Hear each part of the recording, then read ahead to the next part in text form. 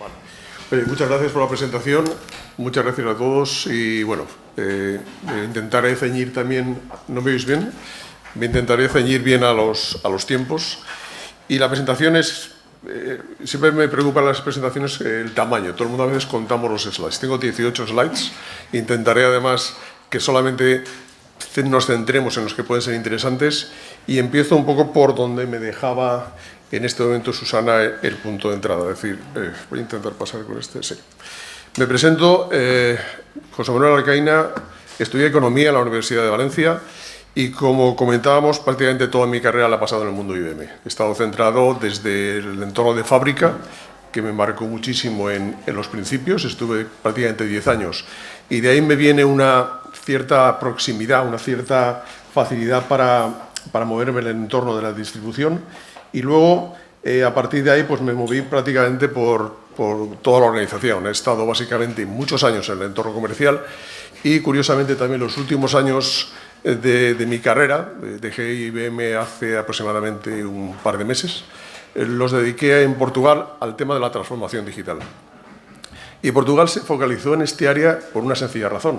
Y siempre lo comparo un poco con el entorno de Valencia. Es un país pequeño, es un país inquieto, si lo seguís un poco de cerca sabéis que está haciendo muchas cosas, y encontró la transformación digital para todos los sectores como un elemento diferenciador que les podía permitir en ese instante tomar una posición de valor que Portugal en ese momento tenía ciertas dudas, ciertas condicionantes para seguir adelante. Yo creo que fue bien, creo que es un éxito y creo que seguirá adelante en ese camino. Entonces, entro ya directamente, voy a intentar, apoyándome en lo que es ese conocimiento que he tenido en el área de distribución en fábrica, contaros un poquito más de lo que yo aprendí entonces. Evidentemente, desde entonces ya no he tenido la relación con el entorno de logística y distribución como tuve y ya no soy un experto. Para eso tengo aquí a Pablo, que nos echará una mano si hiciera falta algún punto concreto. Y lo que sí que quiero hacer ahora es rápidamente, presentar Alfatec. Alfatec es una empresa valenciana, no sé si la conocéis, es una empresa que creó un grupo, en ese grupo hay aproximadamente 6 empresas, digo aproximadamente porque hay una matriz que es Alfatec Sistemas que tiene ya empresas. Dentro de ese grupo de empresas ya sumamos un total de unos 400 empleados. Estamos localizados en Valencia.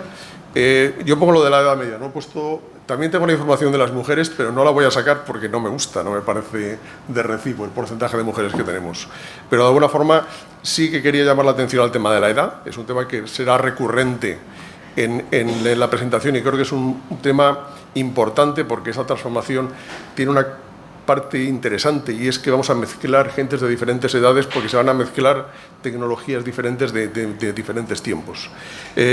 Y es un caso curioso porque, aunque la edad media es 34, comparado con mi edad es una edad fantástica, pero es una edad relativamente alta, pero curiosamente hay empresas como Movilendo, que está en la parte de abajo, que Movilendo pues tiene una edad media de 22, 23 años. Es una empresa mucho más dirigida a lo que sería el entorno de desarrollo de ciertas apps y tiene su lógica que tenga esa diferencia de edad, ¿no? Estamos ubicados básicamente en España, evidentemente, pero tenemos un posicionamiento internacional, sobre todo ligado al entorno de sanidad, donde Alfatec históricamente ha tenido un producto y ha tenido unas soluciones concretas y nos permitieron posicionarnos en Sudamérica durante, yo creo, casi 10 años, porque, como pongo arriba, este año cumplimos además 10 años.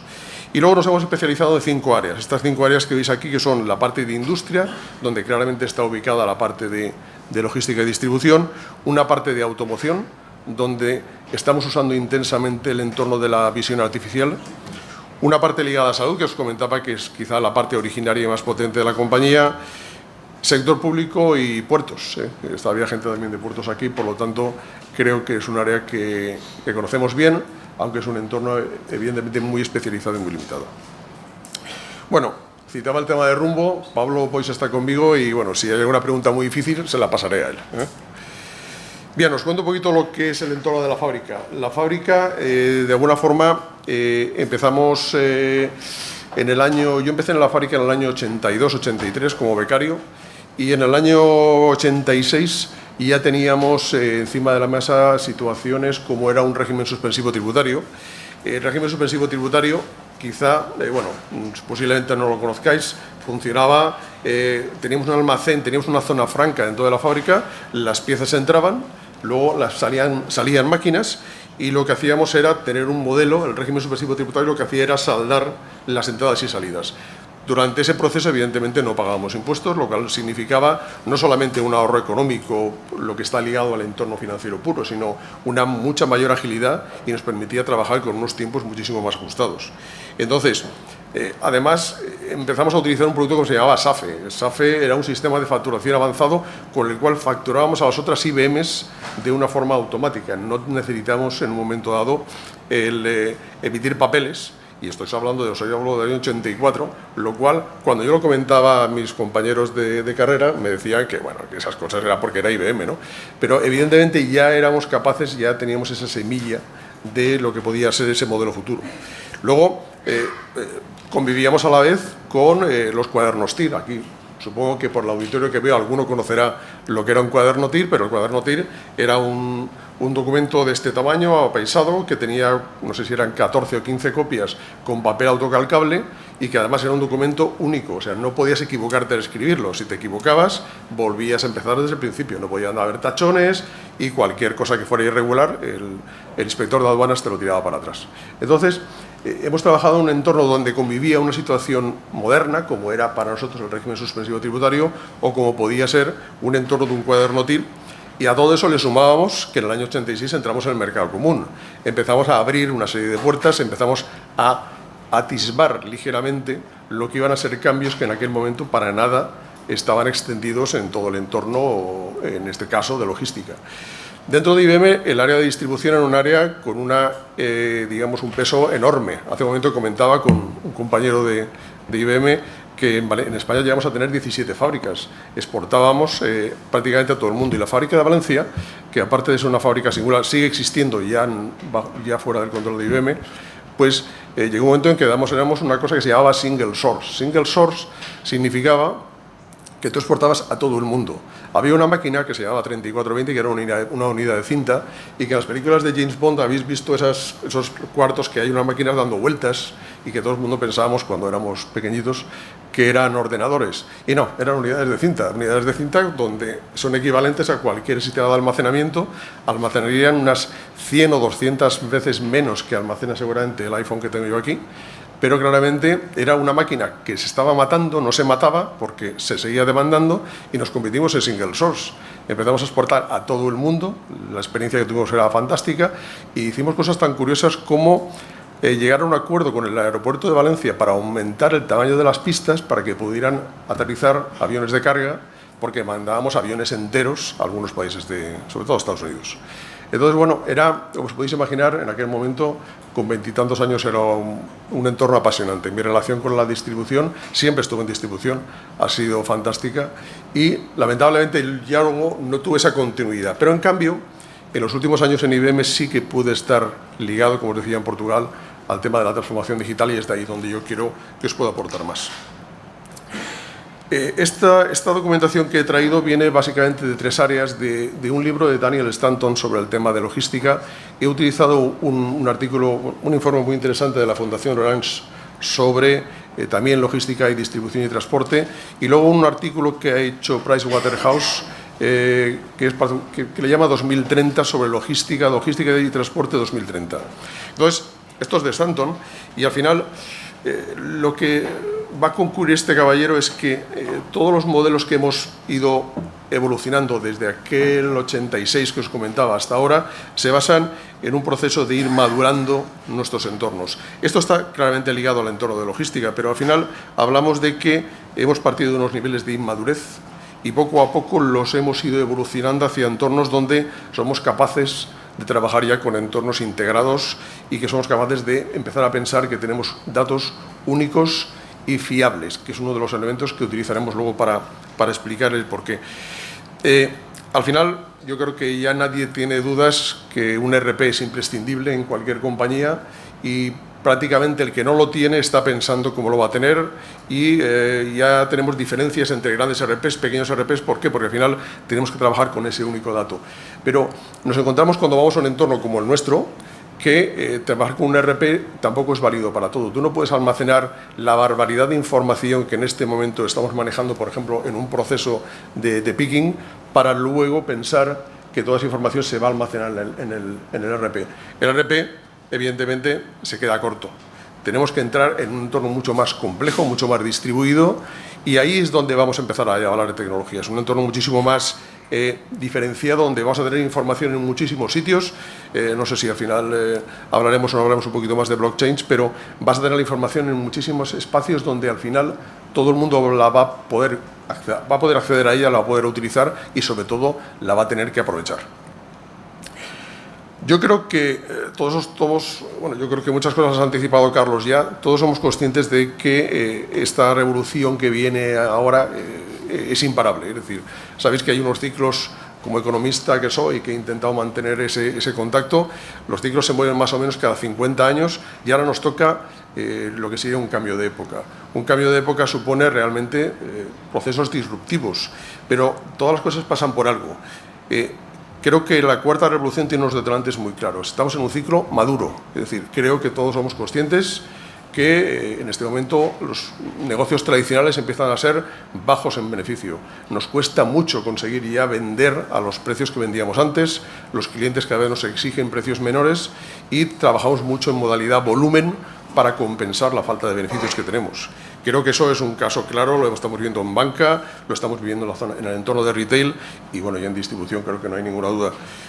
Los procesos están muy optimizados, tenemos muchas herramientas novedosas como puede ser Agile, pero los procesos claramente ya es difícil optimizarlos mucho más. Y además nos encontramos con que cuando ya tienes un entorno muy sólido, llega alguien y además te lo copia. Por lo tanto, tienes que volver a trabajar en el modelo de optimización o ir a la ruptura.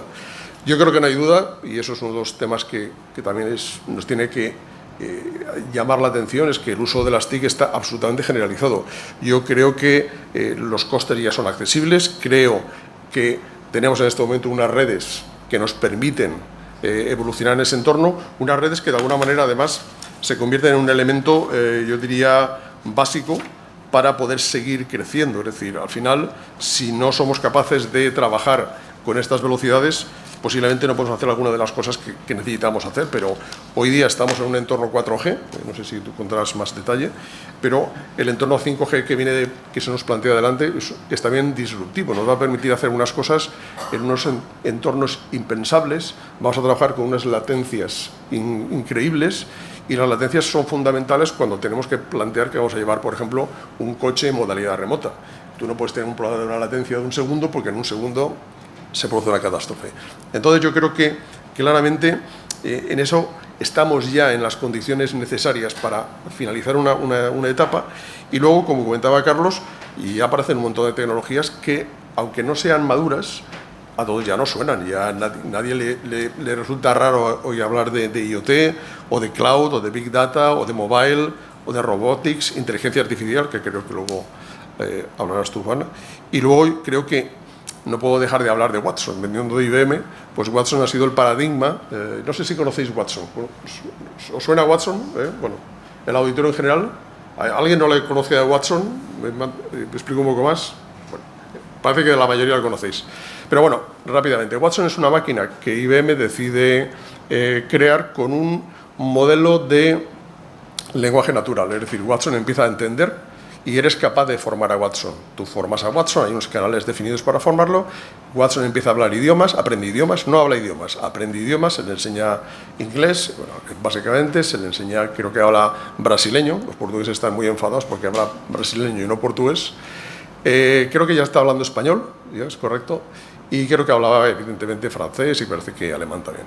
Y bueno, seguramente creo que chino también hablaba, bueno, creo que ya son como 60 o 70 idiomas, una cosa importante. Se le forma, él entiende y Watson es capaz de empezar a trabajar en un modelo donde aplica diferentes tecnologías, una inteligencia artificial, y es capaz de empezar a relacionar y es capaz de empezar a dar opiniones y porcentajes de solución sobre algo que tú le cuestionas.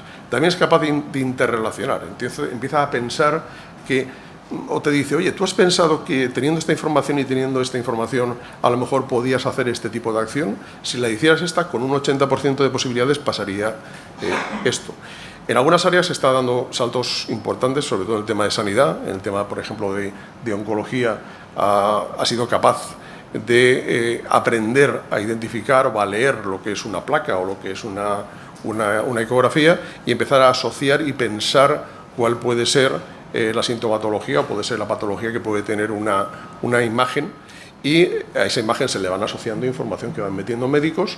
Y una cosa muy curiosa y muy importante, y es que Watson, aparte del modelo tecnológico, tiene un modelo humano enorme. Imaginar a Watson como un niño, y al niño tú le enseñas las cosas bien o se las enseñas mal. Watson va a transmitir o razonar, entre comillas, en función de lo que ha aprendido. Hay humanistas, hay lingüistas, tiene que haber gente que ayude a que esa máquina, que ya llamarle máquina a veces cuesta, empiece a ser realmente capaz de empezar a suplantar, suplantar suena mal, empezar a ser equivalente a lo que haría una persona. Sabéis que hubo un ejemplo que era un proyecto, un concurso que había en Estados Unidos que se llama Jeopardize, donde se hacían preguntas en formato normal y uno de los concursantes era Watson. Y Watson al final pudo ganar. Dice, bueno, sabe mucho. Y dices, bueno, pero sabe mucho relativamente. Al final lo importante es que entendía y era incapaz de analizar y responder a lo que se preguntaba. No me extiendo más en Watson. Sí que quiero cerrar esta parte de los detonantes con el tema de las tsunamis. Hablo de las antiguas Newcos, porque lo que antes era una Newco, que era una startup, ahora ya se ha convertido en Amazon, en Ubers, en Airbnb, o bueno, no hablo de Facebook o hablo de Google, ¿no? Y luego con una característica especial, que todas estas nuevas compañías además son multisectoriales, o sea, no se quedan tranquilas donde estaban. Amazon no se está limitando a distribuir productos que compra a terceros, sino que además ahora está planteando ser un banco y quiere financiar a sus clientes, y los bancos empiezan a preocuparse por alguien que hace 4 días no existía y ahora mismo se convierte en un elemento clave. Y yo, bueno, desde que vine aquí, una de las cosas que me llama la atención es que los bancos con los que trabajo me hacen ofertas y me ofertan televisiones y me ofertan teléfonos. Eso me sorprende porque también hace 4 o 5 años esto no pasaba, ¿no? Creo que todo el mundo se tiene que reinventar. Entonces yo creo que es importante dejar de hablar de una época de cambios, es decir, los que tenemos esa formación económica sabemos que al final los cambios se producen dentro de un ciclo, y yo creo que el ciclo se ha acabado, es decir, creo que estamos en un cambio de época, y eso es importante que lo digamos, empecemos a interiorizar. Yo, evidentemente, no quiero, una de las cosas que voy a intentar también es desdramatizar todo esto. Creo que esto no es un gran problema y tenemos que preocuparnos demasiado. Lo que yo creo que tenemos que hacer es ocuparnos. Creo que hay que ponerse a trabajar y empezar a entender lo que está pasando. Y además, si a todo esto le sumamos algo como es, algo que voy a introducir, que es el tema de las personas, el estilo, la imagen, la reputación y las relaciones con todos los demás, va a ir a nuestra cuenta de resultados. Y ahí yo quería poneros, a ver si podemos poneros un caso, igual lo conocéis ya, es de FedEx. Un momento, antes de que lo pongas, solamente avanzaros. FedEx hizo un esfuerzo importante a nivel corporativo para mejorar su imagen, para posicionarse frente a otros ataques que tenía de otras compañías. Bueno, todo el mundo conocemos FedEx, sabemos qué es, y curiosamente apareció este vídeo, ¿no? Seguramente lo conoceréis, si no te importa, es muy cortito.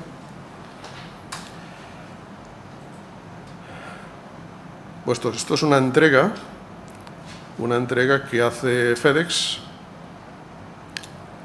¿Corre? Se ha quedado parado. Ahora está, ¿no? Sí. Pero no avanza.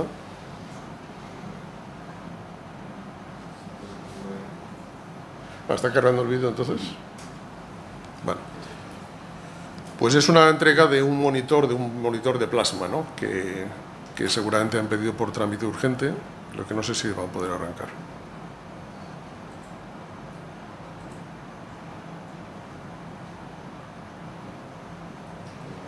No.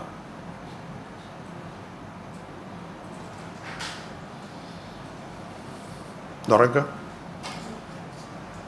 A lo mejor lo puedes... Bueno. Tú llevas la hora. ¿Cómo vamos de hora? Bien, bueno.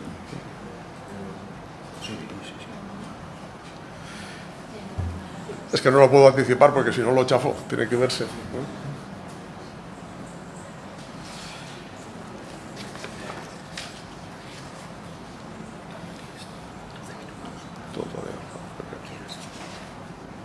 Arráncalo si quieres directamente de aquí.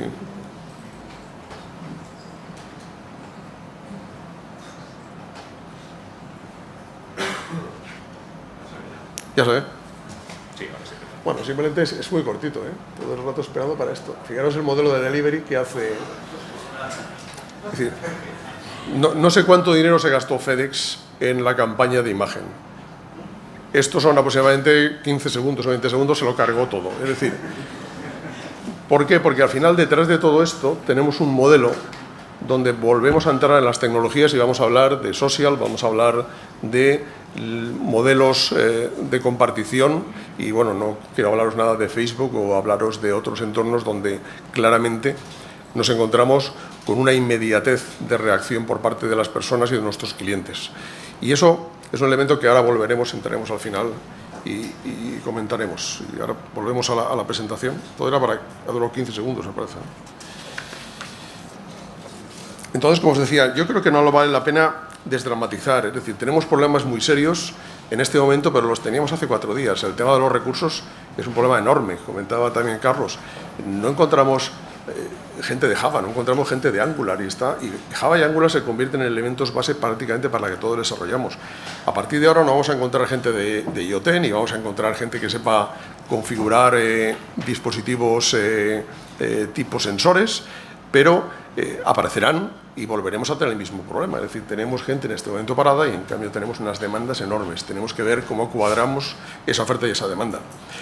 De los datos que yo usé para preparar la intervención de hoy, como comentaba, están esos 3 puntos de información. Uno de ellos fue el informe que hizo Orange, que me pareció muy interesante, y un dato que nos daba la ONSI sobre lo que era el entorno de posicionamiento de logística y distribución en este momento. Como os veis, se lo veis bien ese punto morado del medio, el posicionamiento inicial del que partía por el uso de tecnologías no era malo, es un entorno intermedio, lo cual es muy bueno a la hora de avanzar. O sea, lo más difícil para empezar es estar quieto.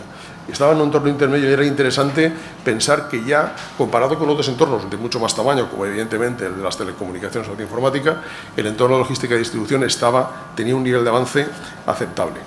¿Qué pasaba?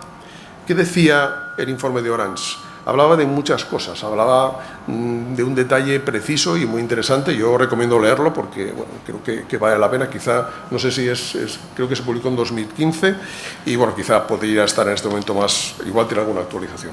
Pero básicamente, cuando hablaba de las barreras de transformación, hablaba de varias y yo he elegido 2 que me parecen muy importantes. Una es esta escasez de talento y habilidades digitales, pero en las propias empresas. O sea, las empresas no tienen este tipo y si lo tienen, no saben que lo tienen.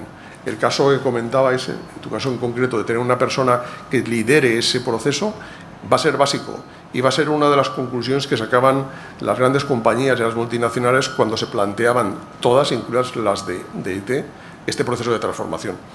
Luego, en paralelo, aparece una situación para mí compleja, muy compleja, y es que tenemos una incertidumbre regulatoria grave que es un inhibidor para seguir adelante. No es un tema muy popular, pero conocemos el caso de Uber y sabemos la problemática que ha generado Uber, una problemática donde tiene líos con los taxistas, tiene líos con los ayuntamientos, tiene líos con todos, pero esos líos están ahí, por mucho que quieras taparlos, no se van a arreglar. Habrá que seguir avanzando porque una de las cosas que tiene esta transformación es que creo que es imparable, hay cosas que no se pueden parar. Si nos remitimos a lo que sería la primera revolución industrial, alguien pensaba que de verdad la opción era quedarse en el campo, siguiendo en el campo y no haber empezado a mover los recursos y las personas a las ciudades y a las fábricas. No era cómodo. Seguramente, a pesar de cómo vivían en el campo, seguramente vivirían mucho, de hecho vivían mucho peor en las ciudades. Pero claramente aquello fue el cambio de algo que en este momento no podemos pensar que no fuera así. Cualquier otra opción no tendría sentido. ¿Qué dice de las tendencias? Lo mismo, habla de 10 tendencias, pero yo me quedo con 2. Es decir, una es Y eso es muy importante, creo que es un elemento esencial de esa transformación. No hay una tecnología, hay muchas tecnologías que se hablan y se mezclan. Yo vengo también de una cultura donde cuando instalábamos un producto tenías que tener en cuenta si la versión que tenías del sistema operativo cuadraba con la versión que luego tenías en el protocolo de red y te tiraba no sé cuántas horas y al final acabas llamando a un especialista. Ahora cuando nosotros instalamos una aplicación nos preocupa cómo se hablan las aplicaciones, no. Nos debe preocupar cómo habla una solución de inteligencia artificial, cómo se mezcla con un chatbot que en este momento están de moda, pues no nos preocupa ya. Creo que este modelo de combinar es esencial. Y luego, como comentamos en el caso de FedEx, la experiencia del cliente es básica, es decir, una de las cosas que en logística o distribución el estudio se plantea como muy importante es, de todo lo que hagas tienes que tener un feedback del cliente, tienes que saber cómo responde el cliente a lo que estás haciendo. Si no, vas perdido y puedes estar pensando que estás transformándote porque estás haciendo cosas, pero tampoco es suficiente el estar haciendo cosas, hay que hacer cosas que tengan un resultado. Hay muchas opiniones, pero ellos centran los ejes de la transformación de logística digital y en logística y transporte en estos 4 puntos. El tema de cloud, yo creo que es un tema absolutamente estandarizado ya, todo el mundo ya sabe lo que es cloud y qué significa. Significa coste por uso, significa flexibilidad, significa que se adapta a nuestras necesidades y no nosotros estamos limitados por la máquina, y eso lo hemos vivido hace 4 días que teníamos un servidor en casa y el servidor o se quedaba corto o estábamos pagando una barbaridad por algo que no sabíamos muy bien si lo utilizaríamos en el futuro. Además, el tema de cloud rompe las sinergias internas. Cada departamento no va por libre, no tiene su entorno de proceso de datos. Obligamos a que tenga un único proceso de datos para toda la organización. El tema de mobile, no creo que no tenemos que volver a entrar. La percepción del cliente sigue siendo un elemento clave. El IoT, claramente ya es un hecho y lo tenemos en las neveras de casa, que ya te dice cuándo que se te está pasando el yogur o que tienes que comprar, que te estás quedando sin leche y sin agua, ¿no? Y luego, por último, la parte de social. Al final, la economía colaborativa es un hecho que en la parte de logística y sobre todo en la parte de transporte va a ser fundamental. La economía colaborativa no significa solamente el caso de estos coches compartidos, de BlaBlaCar y cosas por el estilo, que también lo son, sino que al final, cuando tú hagas un modelo de gestión, vas a poder compartir o vas a tener opción para optimizar eso con toda una red donde te vas a ubicar. Muy parecido al final a lo que hablamos de un blockchain o hablamos de entornos donde ese conocimiento común te debería facilitar y ayudar a hacer el negocio de otra manera y además de una forma muchísimo más económica y productiva. Tenemos otro vídeo, no sé si... a ver si arranca. Esta está en inglés, está subtitulado en español. The following is a demonstration of how IBM and Maersk are partnering to digitize and simplify global trade using blockchain to create trust and transparency in the supply chain. Global trade functions much as it has since the introduction of the shipping container in 1956. Manual paper-based processes are still common, and information about the status of goods is locked away in organizational silos. Today, 90% of goods in Yo creo que si cuesta tanto, lo cuento. Bueno, lo voy a contar, porque es más largo y ya no puedo permitirlo, además el tiempo ya se acaba. Esto es un proyecto donde IBM y Maersk, conocéis Maersk, es uno de los mayores gestores de containers a nivel mundial, pues decían crear una empresa conjunta donde lo que van a hacer es iniciar bajo el entorno de blockchain un modelo donde desde el momento en que se está ya produciendo la preparación de carga del barco, es posible iniciar todos los trámites para que cuando el barco llegue a destino, todos los procesos de gestión de aduanas, de logística, de reparto, de recogida, estén todos aprobados y gestionados. Nunca se había imaginado, a lo mejor Maersk, que iba a estar en este entorno, ni IBM, que iba a tener una compañía compartida. Pero la realidad es que, en términos muy burdos, lo que antes costaba a lo mejor entre 25 días o un mes una vez un barco parado en un puerto, ahora posiblemente lo que estaban hablando es que esto pudiera costar entre 3 y 4 días. Van a costar más atracar y salir del puerto que el hecho de toda la gestión. Entonces, esto es una realidad y esto se extenderá. Esta es una primera semilla y quizá es llamativo porque es Mars y porque es IBM, pero claramente esto seguirá generalizando y ya todos estáis oyendo hablar del blockchain, cosa que entra además de frente y directamente contra los intereses de la banca. La banca en este momento es un intermediador, digamos, esencial. Dentro de 4 días tú irás a pagar a un restaurante y no tendrán que validar que cualquiera de nosotros puede o no puede pagar los 30 o los 40 euros que vale una comida. Entonces, ya acabando y centrándome en lo que nosotros hemos hecho en esta fase final, desde una empresa o un entorno como el de IBM, lo que ha hecho es entrar profundamente a estudiar cómo hay que hacer esa transformación digital. Hay una serie de elementos, digamos que son, no digo básicos, pero sí necesarios para abordarlo de una manera adecuada. Hay un punto de partida, hay que saber todos dónde estamos en este momento, porque la ventaja que podemos tener es que no todos partimos de cero. Yo creo que nadie parte de cero, creo que tenemos un punto de digitalización ya en marcha, hay que saber en cuál estamos. Y no voy a entrar en todo, solamente voy a entrar en el tema de organización, pero me importa lo que comentábamos de tener una persona que tiene ese liderazgo digital. Debe ser alguien independiente, que esté fuera del día a día, que sea capaz de empezar a ver cómo se convierte el día a día analógico de esa compañía en ese día a día digital de una forma progresiva. Y yo insisto en desdramatizar, yo creo que esto irá pasando. Lo que pasa es que unos llegarán más pronto que llegarán otros y el último pues seguramente no se llevará lo que se va a llevar el primero. Entonces, sí, perdón. No, y simplemente, ¿cuál es ese punto de organización? Las compañías han planteado, y posiblemente hay alguien aquí que lo pueda comentar por experiencia directa, pues unas opciones básicas que es o incorporar una compañía digital que se venga a trabajar conmigo o crear un spin-off, es decir, yo saco una parte de mi organización que tiene cultura organizativa y empieza a funcionar de una manera autónoma, aunque hablamos con ella directamente. Creamos una unidad digital dentro, que sea autónoma, que reporte a lo mejor a la dirección general o a presidencia, o en otros casos, que lamentablemente creo que son bastante comunes, creamos un departamento que es el departamento digital. Esto es apostar, esto es desde el punto de arriba abajo es apostar mucho o apostar muy poco. Es decir, creo que es esa diferenciación la que tenemos que averiguar. Al final, ¿cuál es la experiencia que estamos viendo en el mercado? Que todos están inclinando por el planteamiento de tener una unidad digital dentro de la compañía.